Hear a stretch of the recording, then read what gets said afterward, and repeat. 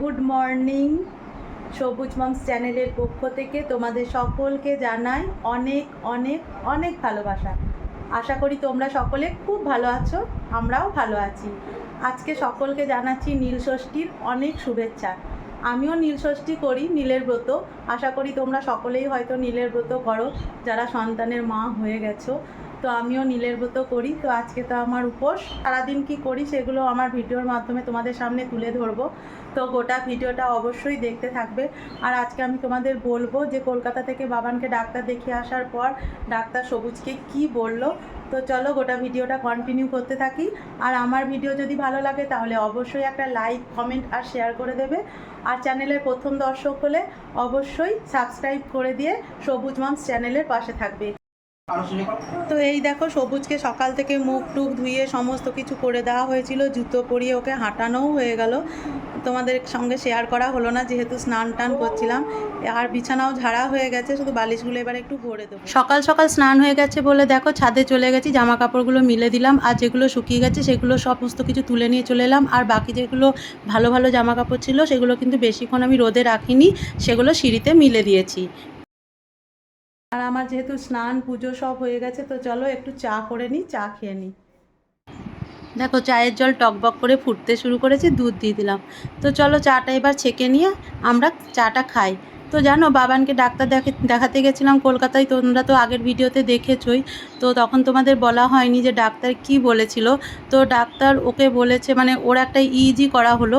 তো ইইজি মানে মাথার ছবি হলো, তাতে দেখা গেল যে ওর কিন্তু ইন্টারনাল ফিটটা এখনও হচ্ছে।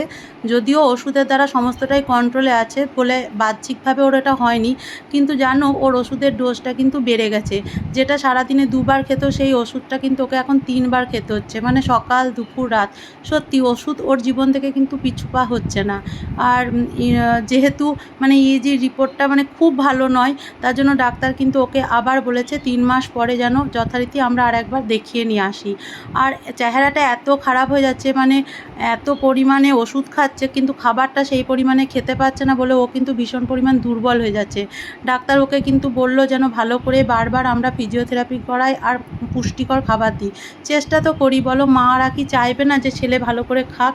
কিন্তু সত্যি কথা বলতে কি আমার ছেলে একদমই খেতে পারছে না। তবু ডাক্তার দুটো ভিটামিন লিখে দিয়েছে, বলেছে এটা 3 মাস খাওয়াতে, তারপরে ডাক্তারবাবুর কাছে আর একবার নিয়ে যেতে। তো ভগবানের কাছে শুধুই প্রার্থনা করছি তুমি ছেলেটাকে একটু সুস্থ করে দাও। আজকে বাবা ভোলেনাথের কাছে একটাই প্রার্থনা, সকলকে তুমি সুস্থ সন্তান দিও, কাউকে এরকম দিও না। সকলে যেন ভালোভাবে সুস্থভাবে জীবন কাটাতে পারে। আর সবুজকেও সেই জায়গায় তুমি সুস্থ করে দাও। আর এদিকে দেখো আমি কিন্তু সমস্ত সবজি কেটে নিয়েছি, এদিকে রান্না বসিয়ে দিচ্ছি। আমি উপোস করেছি, মানে আমি সাবুর খিচুড়ি খাবো।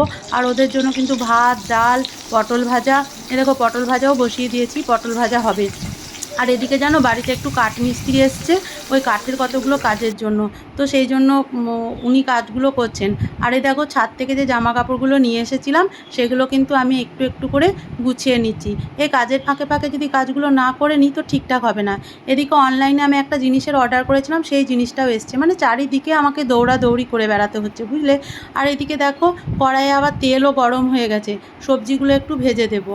আর ওইদিকে দেখো একটা বালিশের ওয়ার ছিল, সেটা কিন্তু একটু কেচেও নিচ্ছি, মানে ছুটে বেড়াচ্ছি। এই করতে করতেই দরজাতে নখ, সবুজের বাবা এলো। আজকে সারাদিন সবুজকে নিয়ে কিন্তু আমি একাই ছিলাম, মানে সাধারণত বাড়িতে থাকলে আমি একাই থাকি। এদিকে দেখো কাগজ কলম নিয়ে বসে গেছি হিসাব করতে। সংসারে মেয়েদের সমস্ত কিছু রকমই করতে হয় বলো, আমাকে হিসাবও করতে হয়।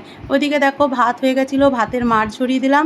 ওদের ভাত টাত সমস্ত কিছু হয়ে যাওয়ার পরে আমার কিন্তু সাবুর খিচুড়িটাও তৈরি করে নিলাম। সাবুর খিচুড়িতে নুন মিষ্টি সমস্ত কিছু দিয়ে একটু ঘি দিয়ে নামিয়ে দিয়েছিলাম। ওই পটল ভাজা, ঢ্যাঁড়স ভাজা, আলু সেদ্ধ হয়েছিল ওইগুলো, আর চাটনি ছিল, ওগুলো দিয়েই আমি খেয়ে নেবো। আর সবুজের বাবাও সবুজকে স্নান করিয়ে দিল। জানো সবুজের না পায়ে হাতে ভীষণ নখ হয়েছিল, আর সময়ই পায় না কেটে দেওয়ার। তো আজকে ভাবলাম একটু সময় রয়েছে তো ওর নখগুলো কেটে দিই। তো দেখো আমি কিন্তু ওর নখগুলো কাটতে বসে গেছি।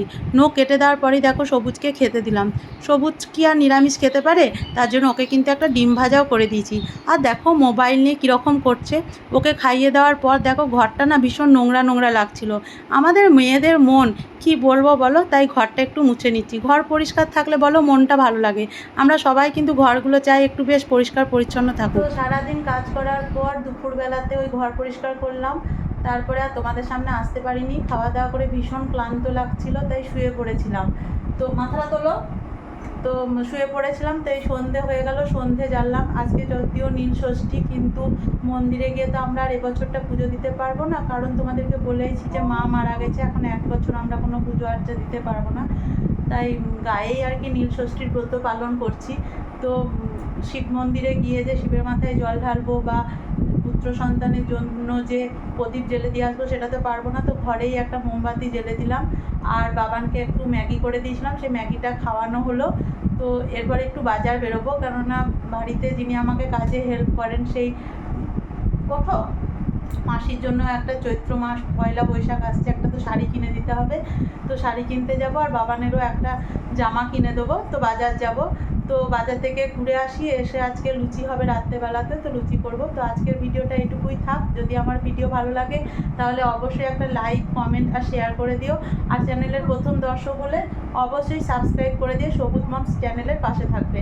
আর তোমরা যদি ফেসবুক পেজ থেকে দেখে থাকো তাহলে অবশ্যই পেজটাকে ফলো করে দিও।